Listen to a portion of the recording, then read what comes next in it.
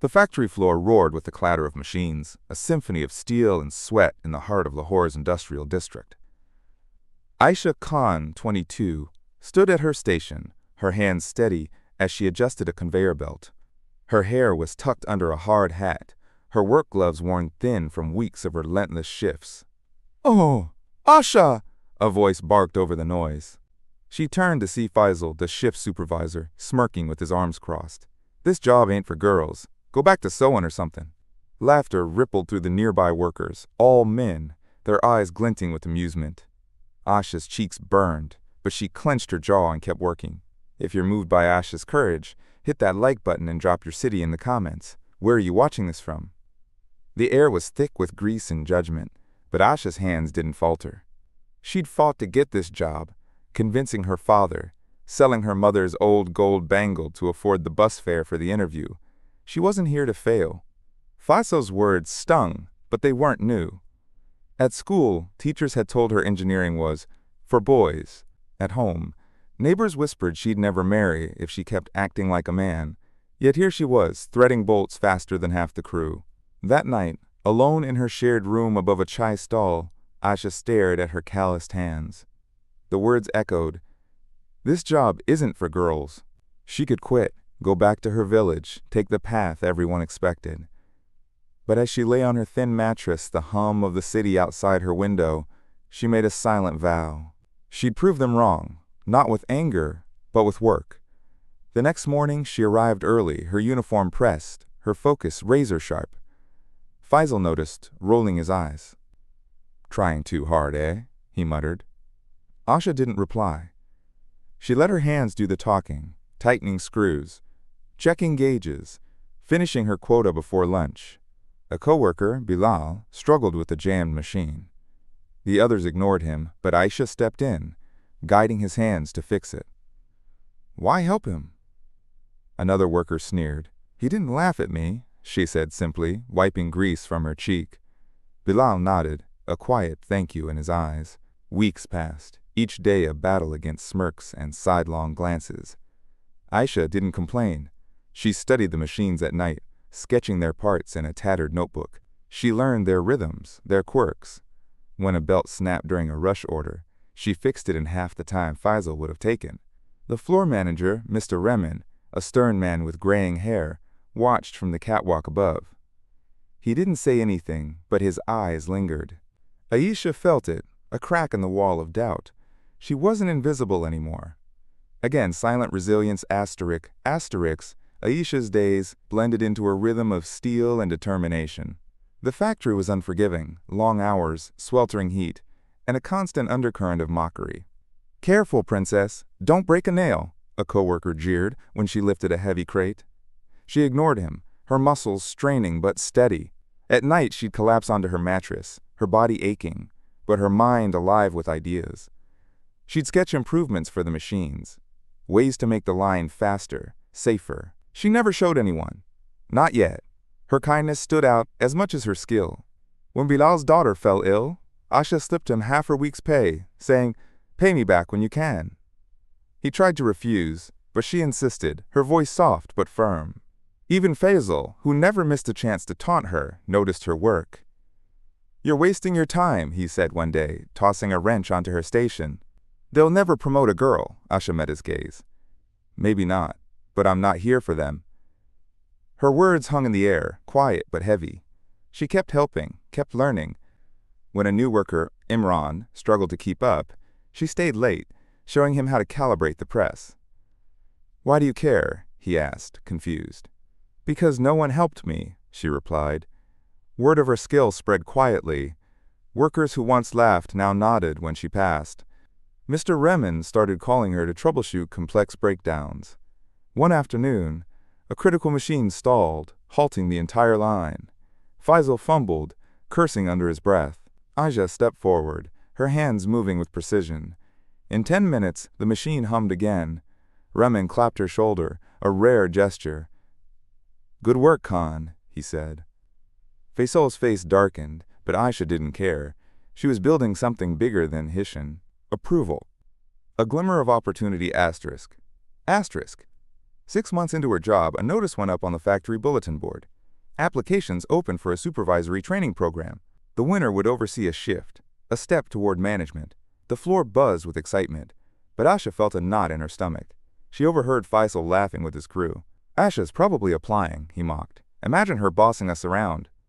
They roared with laughter. Ayesha's hands tightened around her wrench, but she didn't flinch. That night, she filled out the application in her dim room, her pen shaking slightly. She listed her fixes, her overtime hours, her ideas for efficiency. The next day, she slipped it into Rehman's office, avoiding Faisal's gaze. Days later, Rehman called her in. "Your application's strong," he said, his voice gruff but kind. "But this program's tough. You sure you're ready?" Ayesha nodded. "I've been ready since I started." He studied her, then handed her a training manual. "Prove it." The program was brutal. Weeks of late-night study, practical tests, and presentations. Her male peers, including Faisal, were in the group, their smirks louder than their words. One test required redesigning a workflow. Ayesha's plan cut downtime by 15%, earning a nod from the trainer. Faisal's group fumbled, their design sloppy. Whispers grew. Ayesha was a contender. Jealousy simmered. One night, her training notes vanished from her locker.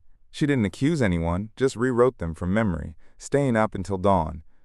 Rehman noticed her late hours, her quiet resolve. "You don't give up, do you?" he asked. "Not planning to," she said, a spark in her eyes. Climbing against the odds, the training program pushed Ayesha to her limits. She juggled factory shifts, study sessions, and sabotage attempts. Someone swapped her tools during a practical exam, leaving her with a faulty wrench. She improvised, using a spare from the maintenance closet, and passed. Faisal's group whispered she was showing off, but she ignored them. Her focus was razor sharp. She started mentoring others in the program, sharing her notes with Amran, who was falling behind. "You don't have to help me," he said. "Your competition." Ayesha shrugged. "We're all learning." Her compassion didn't go unnoticed. The trainer, Ms. Noor, a no-nonsense woman from Karachi, praised her teamwork. "Skill gets you in the room," Noor said. "Character keeps you there."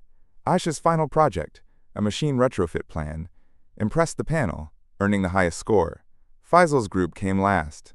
The day the results were announced, Rehman called Ayesha to his office. "You're our pick for supervisor," he said. "You start next week."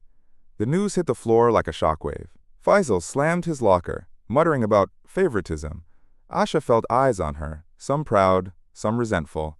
That night, she called her mother, her voice trembling. "Ma, I did it." Her mother's laugh was warm, proud. "You were always bigger than their words, Beta."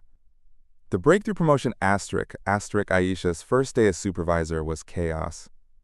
The shift she inherited was a mess. Missed quotas, broken machines, and grumbling workers. Faisal, now under her, barely hid his resentment. "Don't expect me to salute you," he said, tossing a report on her desk. Ayesha kept her cool. "Just do your job, Faisal." She reorganized the workflow, prioritizing safety and efficiency. When a worker ignored her orders, she calmly demonstrated the correct method, earning his reluctant nod. Slowly, the shift improved. Output rose, accidents dropped. Even Faisal couldn't deny the numbers. A year later, a regional manager position opened. Ayesha applied, her record speaking for itself. She faced a grueling interview, fielding questions about her inexperience and handling male workers. She answered with data, her shift's 20% productivity increase, and stories of mentoring her team. She got the job, outranking Faisal's boss, Mr. Siddiqui. The factory buzzed with disbelief. "A girl?" one worker muttered. "The best we've got," another corrected. Ayesha walked onto the floor as regional manager, her hard hat swapped for a clipboard, her eyes steady. Faisal avoided her gaze, but she didn't gloat. She called a meeting, outlining her vision, fairness, training, opportunity. "This isn't about me," she said. "It's about us." Leading with compassion asterisk. As regional manager, Ayesha transformed the factory. She introduced training programs, open to all, and cracked down on favoritism. When a worker's son needed surgery, she organized a fund, contributing her own bonus. "You didn't have to," the worker said, tears in his eyes. "Someone helped me once," Ayesha replied. She mentored young women, hiring 2 as trainees despite pushback. "They'll prove themselves," she told skeptics, "like I did." Faisal, still bitter, made mistakes under pressure. Instead of firing him, Ayesha coached him, giving him a chance to improve. "Why help me?" he asked, stunned. "Because I believe in second chances," she said. Slowly he changed, showing up early, following her lead. The factory's culture shifted. Less hostility, more teamwork. Ayesha's policies spread to other branches, earning her a meeting with the company's CEO, Mr. Farouk. He was impressed, asking her to oversee a new initiative across all factories. "You're not what I expected," he admitted. "Good," Ayesha said, smiling. Her mother visited the factory, her eyes shining with pride. "You built this," she said. Ayesha shook her head. "We did. The boss's boss. Asterisk. Asterisk." 2 years later, Ayesha stood in a boardroom in Karachi, her suit crisp, her voice steady. The company announced her as the new regional director, overseeing all factory operations in Punjab, making her the boss of her former bosses, including Siddiqui and Rehman.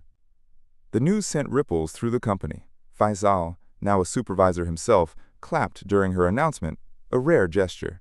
Ayesha's first act was to launch a diversity program, ensuring women and minorities had equal shots at training and promotions.